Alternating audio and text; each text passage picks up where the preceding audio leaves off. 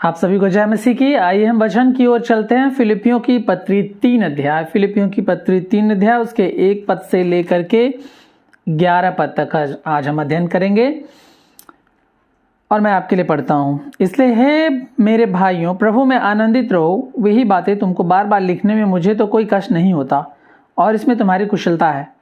कुत्तों से चौकस रहो, उन बुरे काम करने वालों से चौकस रहो, उन काट कूट करने वालों से चौकस रहो, क्योंकि खतना वाले तो हम ही हैं जो परमेश्वर की आत्मा की अगुवाई से उपासना करते हैं और यीशु मसीह पर घमंड करते हैं और शरीर पर भरोसा नहीं रखते।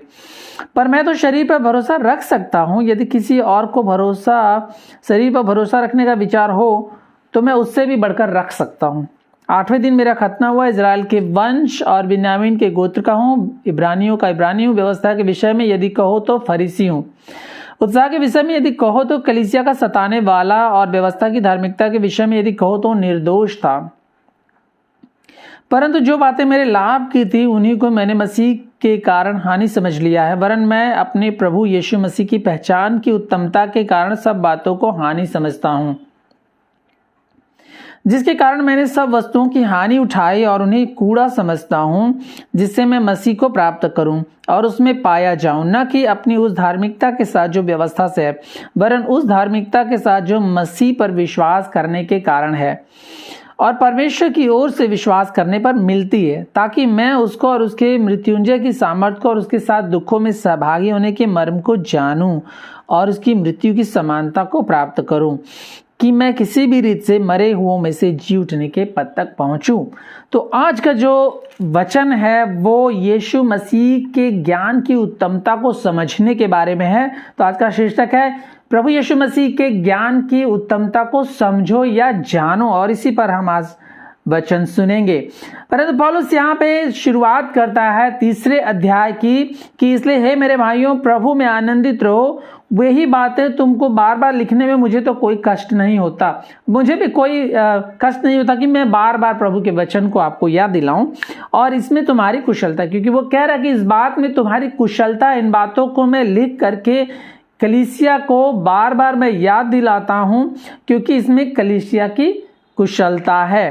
कह रहा है कुत्तों से चौकस रहो, उन बुरे काम करने वालों से चौकस रहो, उन काट कूट करने वालों से चौकस रहो, क्योंकि खतना वाले तो हम ही हैं जो परमेश्वर की आत्मा के द्वारा उपासना करते हैं और यीशु मसीह पर घमंड करते, परंतु शरीर पर भरोसा नहीं करते।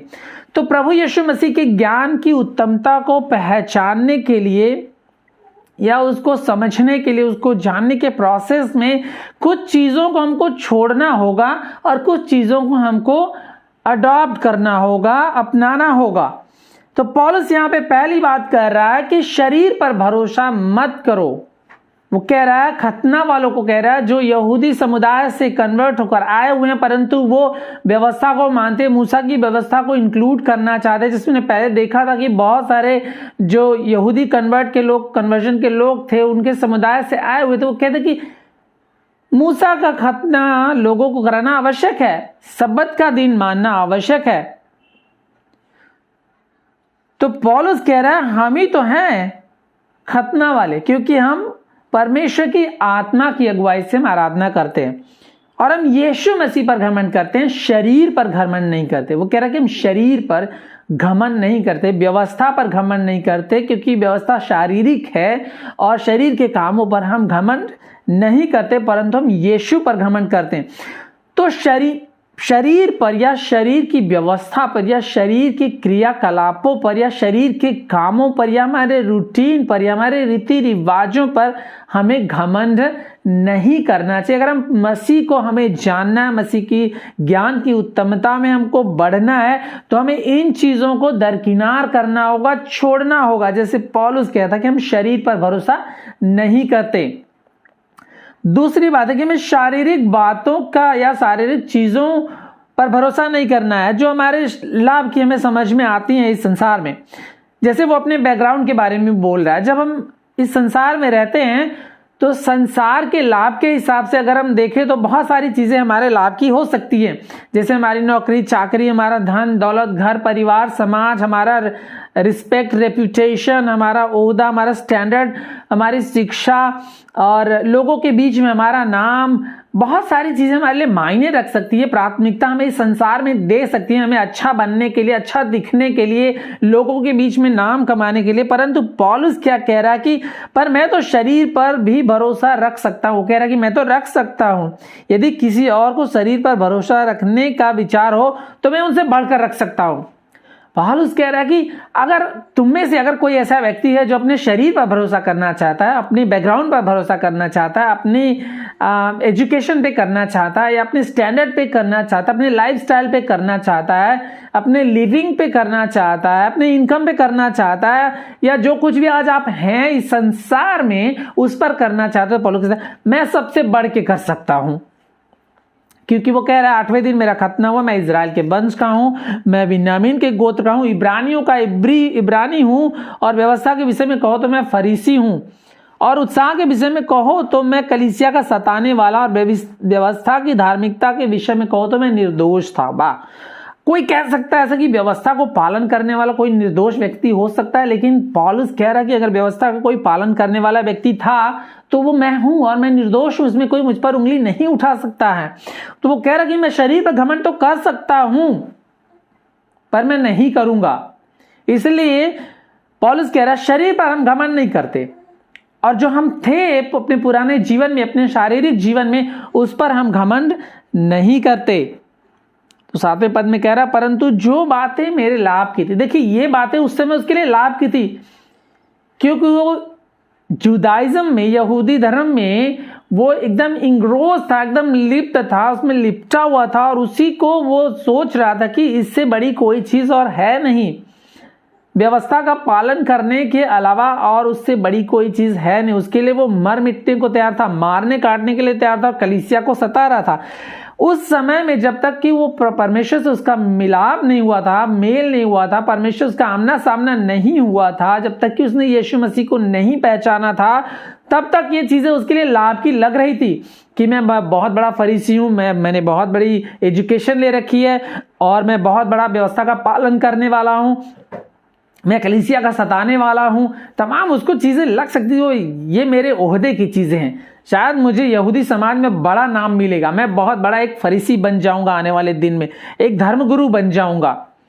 लेकिन क्या कह रहा है 7वें पद में, परंतु जो बातें मेरे लाभ की थी उन्हीं को मैंने मसीह के कारण हानि समझ लिया है। जब तक एक व्यक्ति प्रभु यीशु मसीह को नहीं पाता है, जब तक एक व्यक्ति का उद्धार नहीं हुआ होता है, तब तक उसको इस संसार की चीजें लुभावनी लग सकती हैं, ओहदे की लग सकती हैं, लाभ की लग सकती हैं। लेकिन जब वो सचमुच में परमेश्वर से मिलाप उसका होता है, आमना सामना होता है, वो अपने पापों से पश्चाताप करता है, परमेश्वर को अंगीकार कर लेता है, परमेश्वर को पहचान लेता है और जान जाता है, तो बाकी चीजें उसको हानि समझ में आने लगती कि संसार की चीजें, सांसारिकता की चीजें, शरीर की चीजें, शारीरिक लाभ की चीजें जो हैं वो मेरे लिए एक्चुअली हानि की चीजें हैं, वो मेरे लिए लाभ की नहीं है। तो पौलुस कह रहा है जो बातें मेरे लिए लाभ की थी, जिन्हें मैं लाभ की समझता था, अब वो मेरे लिए हानि की हैं, और मैंने उन्हें हानि समझ लिया है। वो ये कह रहा है कि अब मैं उनको हानि समझता हूं। देखिए बात बहुत आवश्यक है और जरूरी है हमारे समझ के लिए कि आप किन चीजों को हानि समझते हैं और किन चीजों को लाभ समझते हैं। अगर सांसारिक चीजों को, सांसारिक वस्तुओं को आप लाभ की समझते हैं तो आपके लिए वो लाभ की समझ में आएंगे। अगर उनको आप हानि की समझते हैं तो वो आपको हानि की समझ में आएंगे। उसका मतलब क्या है, जैसे यीशु मसीह ने कहा, एक धनी आदमी था और उसके पास बहुत सारा धन हो गया, उसने बहुत सारी फसल उगाई और फिर वो कहने लगा कि अब तो ये फसल रखने के लिए मेरे पास जगह नहीं और अब मैं बाउंड्री बड़ी कर लूंगा, अपने बड़ा घर बनाऊंगा, स्टोरेज, बड़ा सा एक स्टोर हाउस बनाऊंगा और उसमें रख लूंगा सारा सामान और जिंदगी भर खाऊंगा पीऊंगा, ऐश करूंगा, और अब मुझे क्या चिंता करने की आवश्यकता है। तो प्रभु ने कहा, हे मूर्ख, तेरा प्राण तुझसे ले लिया जाएगा। तो प्रभु कहता है, अगर मनुष्य सारे जगत को प्राप्त कर ले और अपना प्राण खो दे तो उसे क्या लाभ होगा। जगत की जो चीजें अगर उसको लाभ की समझ में आती हैं तो उस व्यक्ति को समझाना बहुत मुश्किल है। पौलुस कह रहा है, मैंने उसको हानि समझ लिया, लेकिन संसार की चीजों को, लेजर की चीजों को, भोग विलास की चीजों का अगर हम उन्हें लाभ की समझेंगे तो हम परमेश्वर को नहीं जान पाएंगे, उसके ज्ञान की पहचान की उत्तमता को हम नहीं जान पाएंगे। इसमें प्राथमिकता की बात है, आपकी प्राथमिकता क्या है, कौन सी वस्तुएं आपको प्राथमिकता लगती हैं, कौन सी चीजें आपको प्राथमिकता नहीं लगती हैं। प्रभु के वचन में लिखा हुआ है 10 आज्ञाओं में निर्गमन 20 अध्याय के 3 पद में, तू मुझे छोड़ दूसरों को ईश्वर करके ना मानना। ये बहुत कई बार ये मूर्तियों के संदर्भ में है, लेकिन कई बार ऐसा होता है कि हम चीजों से इतने ऑब्सेस्ड हो जाते हैं, पजेस्ड हो जाते हैं कि उन चीजों के पीछे हम इतना भागते हैं कि वो हमारे लिए मूर्ति पूजा के बराबर हो जाते हैं। जब परमेश्वर को हम प्राथमिकता नहीं देते, उसके वचन को प्राथमिकता नहीं देते, कई बार हम सेल्फ अपने आप को प्राथमिकता देते हैं और हम वस्तुओं को प्राथमिकता देते हैं और परमेश्वर को प्राथमिकता नहीं देते, तो हम मूर्ति पूजक के समान हो जाते हैं, क्योंकि हम उन चीजों के पीछे भाग रहे हैं, हम अपने पीछे भाग रहे हैं। कई बार आप सोचेंगे कि अपने पीछे भागने का अर्थ क्या है। अपने पीछे भागने का अर्थ कि हम अपने भोग विलास के लिए, अपने वेल बीइंग के लिए, अपने शारीरिक दिखावे के लिए, अपने शारीरिक पहनावे के लिए, लोगों को खुश करने के लिए, लोगों से अप्रिसिएशन लेने के लिए हम अपने आप को कंडक्ट करते हैं और हम अपने आप को ही गॉड मान लेते हैं और अपने आप को संवारने में हम लग जाते हैं, शारीरिक रूप से, भौतिक रूप से, सामाजिक रूप से।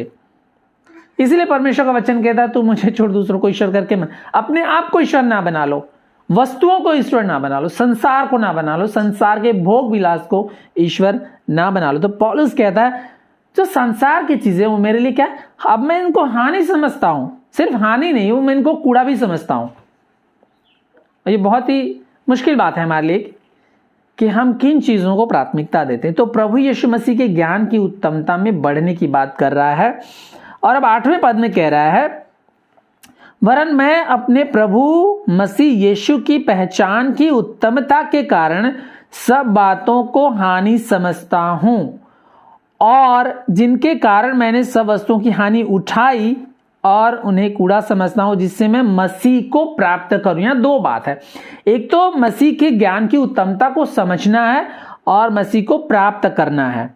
तो जब तक हम मसीह के ज्ञान की उत्तमता को समझेंगे नहीं, मसीह को हम प्राप्त भी नहीं कर पाएंगे। देखिए बहुत सारे लोग कलीसिया में आते हैं और सप्ताह भर सप्ताह आप मैसेज भी सुनते होंगे अपने पास्टर के द्वारा। पिछले सप्ताह हमने बताया था किस प्रकार के पास्टर को आपको सुनना है, किस प्रकार की कलीसिया में आपको जाना है, आपको वो भी चेक करना है। तो यहां पे वचन कह रहा है कि मसीह के ज्ञान की उत्तमता को, उसके पहचान की उत्तमता को समझना है। जब आप उसको समझेंगे तभी आप मसीह को प्राप्त करेंगे। अगर संसार की बातों का प्राथमिकता दे रहे हैं तो ना तो आप मसीह को जान पाएंगे और ना ही मसीह को प्राप्त कर पाएंगे। उसका अर्थ यह भी हुआ कि आप अनंत जीवन से वंचित भी रह सकते हैं। तो आप सोचेंगे, आप कहेंगे कि फिर मसीह के ज्ञान की पहचान में मैं कैसे पढ़ूं, मसीह को कैसे पहचानूं? तो वचन क्लियरली बताता कि यीशु मसीह कौन है। पहले तो आपको यह समझना, मसीह के ज्ञान की उत्तमता में बढ़ने के लिए, उसके ज्ञान को समझने के लिए, उसको पहचानने के लिए आपको यह भी समझना है कि यीशु मसीह कौन है। और ये जो ज्ञान है प्रभु यीशु मसीह का, ये प्रभु यीशु मसीह का जो प्रभु यीशु मसीह के बारे में हमारी पहचान है, वो कोई इंटेलेक्चुअल नॉलेज नहीं है, वो कोई दिमाग में हमारे कोई ज्ञान नहीं कि हम किताबी ज्ञान नहीं है, परंतु ये हमारा व्यक्तिगत अनुभव है परमेश्वर के साथ और ये हमारा प्रभु के साथ रिश्ता है। जैसे आप किसी के साथ रिश्ता जोड़ते हैं, चाहे विवाह का हो, चाहे फ्रेंडशिप का हो, किसी भी प्रकार का रिश्ता है, जब आप एक दूसरे को जानने लगते हैं, एक दूसरे को जानने के लिए आपको समय बिताना पड़ता है, आदान प्रदान करना पड़ता है, आना जाना पड़ता है और वार्तालाप करना पड़ता है। ठीक उसी प्रकार से जब आप परमेश्वर को ग्रहण करते हैं, उसके वचन को अंगीकार करते हैं, सुसमाचार सुनने के द्वारा उसको अपना प्रभु मानते हैं, तो आप अपने व्यक्तिगत अनुभव के द्वारा परमेश्वर के रिश्ते में बढ़ते हैं। और ठीक उसी प्रकार जैसे आप वचन पढ़ते हैं, समय बिताते हैं प्रभु की उपस्थिति में, आप परमेश्वर को जानने लगते हैं। तो परमेश्वर को जब आप जानने लगते हो तो आपको परमेश्वर के ज्ञान और उसकी पहचान में बढ़ना बहुत आवश्यक है। देखिए कई लोग कलीसिया में आते हैं, बहुत लोग कलीसिया में आते हैं, कई साल आते हैं, कई साल आते हैं, 5, 10 साल, 20 साल आते हैं, लेकिन वो परमेश्वर के ज्ञान और पहचान में नहीं बढ़ पाते। क्यों? क्योंकि वो परमेश्वर को होल सोल नहीं मानते हैं। उसकी जो होल काउंसिल है, जो परमेश्वर का वचन है, संपूर्ण धर्मशास्त्र जो है उसका अध्ययन वो करना नहीं मांगते हैं, ना वो परमेश्वर के बारे में खोज करना मांगते हैं। और पास्टर्स के बीच में भी ये बहुत भारी कमी है कि वो परमेश्वर के होल काउंसिल को नहीं समझना चाहते। होल काउंसिल जो है परमेश्वर का संपूर्ण धर्मशास्त्र, उसका प्रचार भी नहीं करना चाहते। वो टॉपिकल सरमन लेकर के वो सप्ताह भर सप्ताह वो प्रचार करते हैं। इस तरह वो परमेश्वर के बारे में जो संपूर्ण धर्मशास्त्र कहता है उसका प्रचार वो नहीं करते। इसलिए कलीसिया के लोग इक्विप भी नहीं हो पाते, सीख भी नहीं पाते हैं और प्रभु में बढ़ भी नहीं पाते हैं। तो आपको समझना है कि यीशु पहले है कौन, तभी तो आप उनके ज्ञान की उत्तमता में बढ़ पाएंगे, उनके पहचान की उत्तमता में बढ़ पाएंगे। तो ये पहचान और ज्ञान की उत्तमता क्या है, अंग्रेजी भाषा में बहुत क्लियरली लिखा हुआ है, हिंदी में थोड़ा सा कंफ्यूजिंग मुझे लगता है। इंग्लिश में लिखा हुआ है excellence of the knowledge of Jesus Christ. परमेश्वर का ज्ञान इतना उत्तम है, इतना बड़ा है, इतना प्रेशियस है कि उससे बड़ी और कोई चीज होनी नहीं चाहिए हमारे जीवन में। कि परमेश्वर को जानना इतनी उत्तम बात है, इतनी सबसे सर्वोत्तम है, सबसे सर्वोपरि होनी चाहिए कि हम परमेश्वर को जाने, और उससे बड़ी प्राथमिकता हमारे जीवन की कोई हो नहीं सकती। तो वचन क्या कहता है यीशु के बारे में कि यीशु ही परमेश्वर है। यीशु आदि का परमेश्वर है, अनादिकाल का परमेश्वर है, मनुष्य रूप देह धारण किया हुआ परमेश्वर। यीशु ही प्रभु परमेश्वर है, वो सब पर प्रभु है, वो प्रभुओं का प्रभु और राजाओं का राजा है। यीशु न्याय करने वाला है, यीशु ही मसीह है, वो हमारा उद्धार करता है, वो सामर्थी प्रभु है, वो सच्चा प्रभु है। यीशु ही अनंत जीवन में मार्ग, सच्चाई और जीवन वही है। यीशु ही पुनरुत्थान और जीवन है, जीवन की रोटी वही है, जीवन का जल वही है, वो हमारा अच्छा चरवाहा है, पिता के तुल्य वही है। मैं हूं यीशु मसीह है, सृष्टिकर्ता प्रभु यीशु मसीह है, जी उठने में पहला उठा यीशु मसीह है। यीशु ही यहोवा परमेश्वर है, वही अनंत काल का पिता है, प्रभुता करने वाला परमेश्वर है, सिंहासन पर बैठा महापवित्र परमेश्वर है। तो यीशु मसीह सिर्फ, जैसे हम यीशु मसीह को देह में देखते हैं कि यीशु मसीह 2000 साल पहले हमारे लिए इस संसार में आ गया और क्रूस पर हमारे लिए मारा गया, मुर्दों में गाड़ा गया, मुर्दों में से तीसरे दिन जी उठा, सिर्फ इतना ही यीशु मसीह नहीं है, परंतु यीशु मसीह अनंत काल से था परमेश्वर और वो अनंत काल तक परमेश्वर रहेगा। वो अनंत काल का परमेश्वर है, वो अनंत काल का पिता है, वो प्रभुता करने वाला है, प्रभुता उसके कांधे पर है, वो सिंहासन पर विराजमान है, स्वर्गदूत उसकी उपासना करते हैं, वो महापवित्र है। तो प्रभु यीशु मसीह के बारे में जब आप जानेंगे वचन के अनुसार, तो उसका जो ज्ञान है, उसकी जो पहचान है, वो आपके लिए उत्तम बन जाएगी और वही हमारी प्राथमिकता होनी चाहिए। जैसे मत्ती रचित सुसमाचार में प्रभु यीशु मसीह दृष्टांत देकर बता रहे हैं। मत्ती रचित सुसमाचार के 13 अध्याय में 44 पद में प्रभु यीशु मसीह कह रहे हैं, दृष्टांतों को बताने के द्वारा, कि हमारे जीवन में सबसे वैल्यूएबल जो चीज है वो क्या है, हमारे जीवन के लिए सबसे महत्वपूर्ण, सबसे उत्तम चीज क्या है जिसको हम पाना चाहते हैं, जिसको हम लेना चाहते हैं। देखिए यहां पे बहुत सुंदर जो है दृष्टांत बताया गया है। स्वर्ग का राज्य खेत में छिपे हुए धन के समान है, जिसे किसी मनुष्य ने पाया और छिपा दिया और मारे आनंद के जाकर अपना सब कुछ बेच दिया और उस खेत को मोल ले लिया।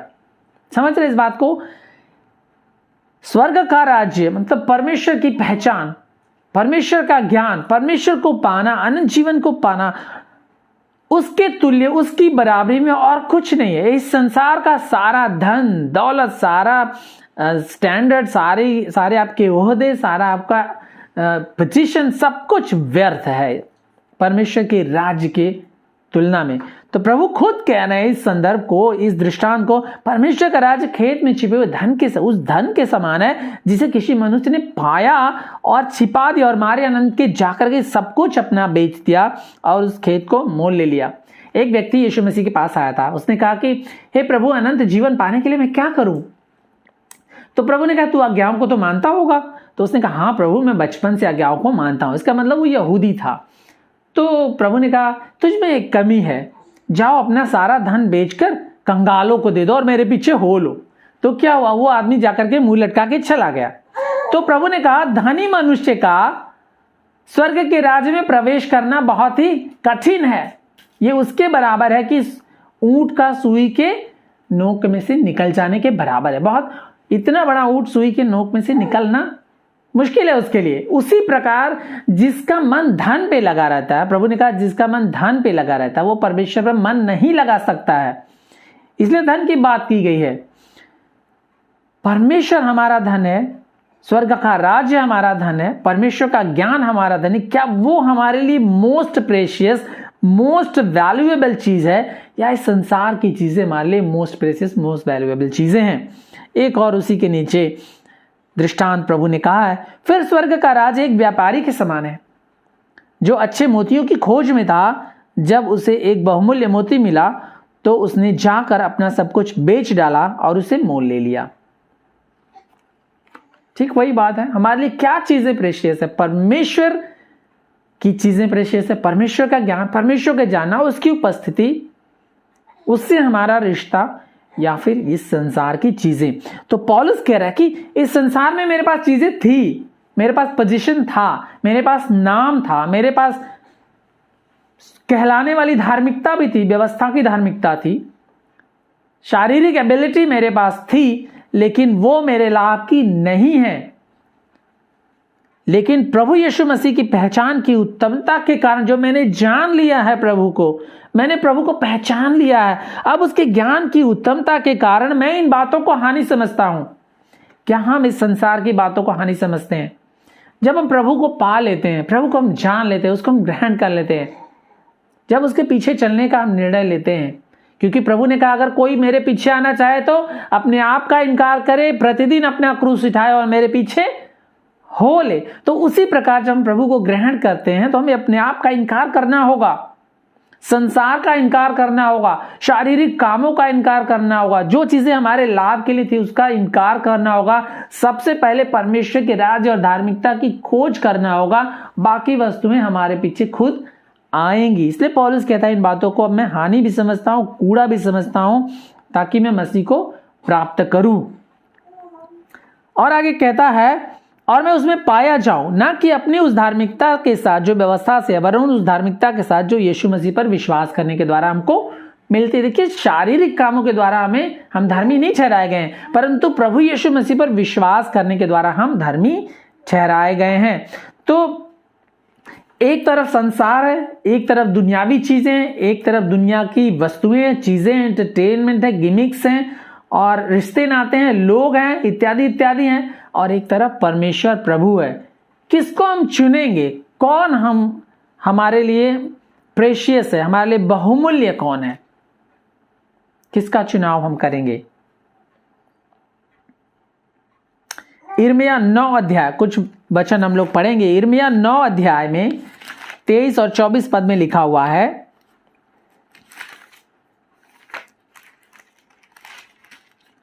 यिर्मयाह 9 अध्याय के 23 और 24 पद में लिखा हुआ है, बुद्धिमान अपनी बुद्धि पर घमंड ना करे, ना वीर अपनी वीरता पर, ना धनी अपने धन पर घमंड करे, परंतु जो घमंड करे वह इस बात पर घमंड करे कि वह मुझे जानता है। परमेश्वर कह रहा है वह मुझे जानता और समझता है कि मैं वह यहोवा हूं जो पृथ्वी पर करुणा, न्याय और धर्म से काम करता है, क्योंकि मैं इन्हीं बातों से प्रसन्न रहता हूं। परमेश्वर कह रहा है, परमेश्वर किन बातों से प्रसन्न रहता है कि आप और हम जो उसके नाम से कहलाए जाते हैं, हम अपने आप को विश्वासी कहते हैं, हम प्रभु के जन कहलाते हैं। परमेश्वर कहता है कि हम किन बातों पर घमंड ना करें, अपनी बुद्धि पर घमंड ना करें, अपने लाइफस्टाइल पे घमंड ना करे, अपनी चीज़ों पर घमंड ना करे, अपने शरीर पर घमंड ना करे, अपनी बॉडी बिल्डिंग पे घमंड ना करे, किन्हीं भी चीज़ पर, इस संसार की चीज़ें जो हैं उस पर हम घमंड ना करें। परंतु अगर हमें घमंड करना है तो इस बात पर कि हम परमेश्वर को जानते हैं और समझते हैं कि वही परमेश्वर है, यीशु ही परमेश्वर है जो पृथ्वी पर करुणा और न्याय और धर्म से काम करता है, और परमेश्वर इन्हीं बातों से प्रसन्न रहता है। अगर हम परमेश्वर को जानते हैं और हम परमेश्वर को पहचानते हैं कि वो कौन है, जैसे हमने यीशु के कुछ नामों के बारे में पढ़ा कि यीशु कौन है, और भी बहुत लंबी लिस्ट है, हम यीशु को जान सकते हैं कि बहुत लंबी लिस्ट है, उनकी बहुत सारे टाइटल्स दिए गए हैं बाइबल में। इन बातों को अगर हम जानते हैं और पहचानते हैं परमेश्वर को, तो परमेश्वर इन्हीं बातों से प्रसन्न होता है। यूहन्ना 17 के 3 पद में लिखा हुआ है, यूहन्ना रचित सुसमाचार के 17 अध्याय के 3 पद में लिखा हुआ है, और अनंत जीवन यह है कि वे तुझ एकमात्र सच्चे परमेश्वर को और यीशु मसीह को जिसे तूने भेजा है जाने। अनंत जीवन क्या है? परमेश्वर को जानना। अगर आपने परमेश्वर को नहीं जाना है तो अनंत जीवन आपका नहीं है। जब तक आप परमेश्वर को जानेंगे नहीं, यीशु मसीह को जानेंगे नहीं, उसके ज्ञान में नहीं बढ़ेंगे, उसकी पहचान में नहीं बढ़ेंगे, उससे आपका रिश्ता नहीं जुड़ेगा, तब तक अनंत जीवन से आप दूर हैं। क्योंकि परमेश्वर का वचन क्लियरली बोल रहा है यूहन्ना रचित सुसमाचार 17 के 3 पद में, और अनंत जीवन यह है कि वे तुझ एकमात्र सच्चे परमेश्वर को और यीशु मसीह को जिसे तूने भेजा है जाने। इसलिए पौलुस कह रहा है कि मैं मसीह के पहचान की उत्तमता में बढ़ना चाहता हूं ताकि मैं मसीह को प्राप्त करूं। और मसीह को जानना, मसीह को प्राप्त करना, अनंत जीवन पाना एक ही बात है। परमेश्वर को आप जान गए तो आपने मसीह को पा लिया, आपने मसीह को पा लिया तो आपने अनंत जीवन पा लिया। आपने मसीह को नहीं जाना तो आपने परमेश्वर को नहीं पाया, और परमेश्वर को नहीं पाया तो आपने अनंत जीवन नहीं पाया। ओके, कुछ बातों को और हम पढ़ेंगे। यूहन्ना रचित सुसमाचार 10 अध्याय के 27 पद में, 10 अध्याय के 27 पद में प्रभु यीशु मसीह कहते हैं, भेड़ों के बारे में बात की गई है। यीशु मसीह कह रहे हैं, मेरी भेड़ें मेरा शब्द सुनती हैं और मैं उन्हें जानता हूं और वे मेरे पीछे चलती हैं। देखिए, यहां दोनों तरफ से बातें हो रही हैं। परमेश्वर भी हमें जानता है और हम भी परमेश्वर को जानते हैं। जैसे रिलेशनशिप की बात की गई, जब एक रिश्ते में बताते थे आप दोनों लोग एक दूसरे को जानते हैं, यानी कि एक ही आदमी दूसरे को जानता है, दूसरा दूसरे को नहीं जानता है, ऐसा नहीं हो सकता। परमेश्वर भी हमको जानता है और हम भी परमेश्वर को जानते हैं। तो जब आप परमेश्वर को जानेंगे तो प्रभु कह रहे हैं कि मेरी भेड़ें मेरा शब्द सुनती हैं और मैं उन्हें जानता हूं और वो मेरे पीछे चलती हैं। तो जब आप परमेश्वर को जानेंगे तभी आप उसके पीछे चलेंगे। बहुत सारे लोग कलीसिया में आते हैं, वो परमेश्वर को नहीं जानते, वो जानते ही नहीं कि वो क्यों यीशु मसीह पर विश्वास करते हैं। यीशु मसीह है कौन? जब वो जानेंगे नहीं यीशु मसीह है कौन, तो उनका विश्वास छिछला होगा, उस विश्वास में गहराई नहीं होगी, सच्चाई नहीं होगी, शैलो विश्वास होगा, शैलो फेथ होगा। तो हमें जानना है कि परमेश्वर कौन है और हम उस पर क्यों विश्वास करते हैं।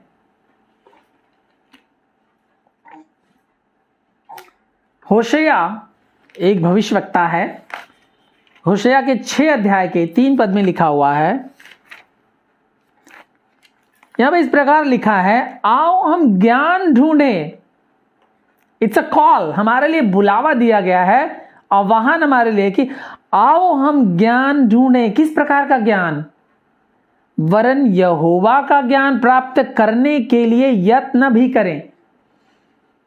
आओ हम ज्ञान ढूंढें, परंतु यहोवा का ज्ञान प्राप्त करने के लिए यत्न करें। कोशिश करना है, मेहनत करना है। बैठे बैठे ज्ञान परमेश्वर का हमें नहीं मिलेगा, ऐसे ही हमें प्रकाशन नहीं मिलेगा। आप सो रहे हैं, आपको दर्शन मिल गया, प्रभु ने आपको ये दिखाया, नो नो नो नो, वो सब बेकार की बातें हैं, फालतू बातें हैं।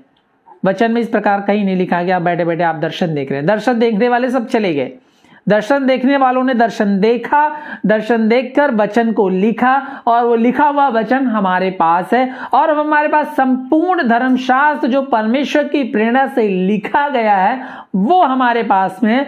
उसमें हमें परमेश्वर को ढूंढना है और उसके आधार पे हमें परमेश्वर को जानना है। तो होशे कह रहा है, होशे भविष्यवक्ता कह रहा है, आओ हम ज्ञान को ढूंढें, वरन यहोवा का ज्ञान प्राप्त करने के लिए कोशिश भी करें, यत्न भी करें, क्योंकि यहोवा का प्रकट होना भोर का सा निश्चित है। वह वर्षा के समान हमारे ऊपर आएगा, वरन बरसात के अंत की वर्षा के समान, जिससे भूमि सिंचती है। तो हमें परमेश्वर के ज्ञान को ढूंढना है, खोजना है। तो चुनाव हमारा है कि हमारे लिए क्या बहुमूल्य है, क्या हमारे लिए प्रेशियस है। भजन संहिता 27 अध्याय के 4 पद में लिखा है कि मैं जीवन भर यहोवा की, भजनकार कह रहा है, मैं जीवन भर यहोवा की उपस्थिति में रहना चाहता हूं और मैं यहोवा की मनोहरता पर मैं दृष्टि करता हूं और मैं उसके मंदिर में ध्यान लगाए रहता हूं।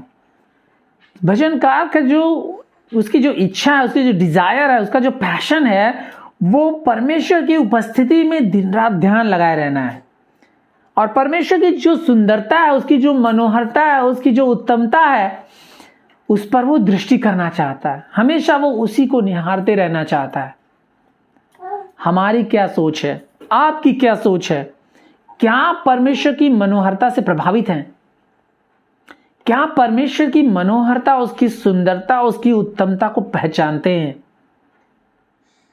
क्या वो आपके लिए बहुमूल्य है या आप सांसारिकता के पीछे आप अभी भी भाग रहे हैं? यहोशू जब लोगों को आह्वान देता है सेटलमेंट के बाद, तो यहोशू 24 अध्याय के 15 पद में यहोशू कहता है, आज तुम चुन लो, choose this day whom you will serve। आज तुम चुन लो कि किसकी सेवा करोगे। देवी देवताओं की सेवा करोगे, मूर्तियों के पीछे भागोगे, संसार के पीछे भागोगे, भौतिकता के पीछे भागोगे, भोग विलास के पीछे भागोगे, या तुम अपने परमेश्वर के पीछे चलोगे, उसकी आज्ञाओं का पालन करोगे। वो कहता है तुम चाहे जो भी करो, लेकिन मैं अपने परिवार के साथ में परमेश्वर की सेवा करूंगा। हमारा क्या चुनाव है? आपका क्या चुनाव है? आज चुन लीजिए अपने आप के लिए, अपने परिवार के लिए, कि आप परमेश्वर की सेवा करेंगे, उसके पीछे चलेंगे, उसकी मनोहरता पर दृष्टि करेंगे, उसके ज्ञान की उत्तमता के लिए बाकी चीजों को आप कूड़ा समझेंगे। उस अनमोल मोती के समान, उस छिपे हुए खजाने के समान आप परमेश्वर को ढूंढेंगे और परमेश्वर के पीछे चलेंगे। और यही हमारा गोल होना चाहिए, क्योंकि पौलुस कहता है यही मेरा गोल है, यही मेरा निशाना है और मैं उस निशाने की ओर दौड़ता चला जाता हूं। तो निशाने की ओर हम दौड़ेंगे, अगले सप्ताह उसके बारे में सुनेंगे, लेकिन आज हम इस बात पर मनन करें, ध्यान दें और एक चुनौती लें कि परमेश्वर के ज्ञान की उत्तमता में हम बढ़ेंगे और उसको हम ढूंढेंगे, उसके पीछे हम चलेंगे और वही हमारे लिए सबसे बहुमूल्य चीज होनी चाहिए। परमेश्वर हमारे लिए हमारा खजाना है, परमेश्वर हमारे लिए सबसे बहुमूल्य चीज है इस संसार में। अगर सांसारिकता के पीछे हम चलेंगे, हम नाश हो जाएंगे, हम खो जाएंगे, परमेश्वर से हम दूर हो जाएंगे, हम अनंत जीवन से वंचित रह जाएंगे। अगर हम परमेश्वर को जानेंगे, प्रभु यीशु मसीह को जानेंगे, तो हम मसीह को प्राप्त करेंगे और अनंत जीवन को हम प्राप्त करेंगे। हालेलुया। आइए हम निर्णय लेकर अपने जीवन को परमेश्वर के पीछे चलने में, उसके ज्ञान और पहचान की उत्तमता को ढूंढने में हम समय बिताएं, ना कि हम सांसारिक चीजों के पीछे हम भागें। आइए हम लोग प्रार्थना करें। हे हमारे स्वर्गीय पिता, हम धन्यवाद करते हैं कि आपने अपने वचन को हम पर उंडेला है प्रभु जी, रिवील किया प्रभु, इसके लिए धन्यवाद करते हैं प्रभु। अपने प्रेरित के समान, अपने महान सेवक के समान हमें भी ये मन दे, ये आत्मा दे प्रभु जी, ये चाहत दे प्रभु जी, लालसा दे हमारे जीवन और मन में, हृदयों में, कि हम आपके पीछे दौड़ें, आपके पीछे भागें, आपकी उत्तमता, आपकी सुंदरता, आपकी मनोहरता को हम निहारें और उसके पीछे हम चले, उसके खोजी हों, आपके ज्ञान के, आपकी पहचान के, मसीह के हम खोजी हो प्रभु जी। हालेलुया। ताकि हम मसीह को प्राप्त करें और अनंत जीवन को हम प्राप्त करें। हम धन्यवाद देते हैं प्रभु, हम आपकी महिमा करते हैं। प्रार्थना यीशु के नाम से मांगते हैं, आमीन।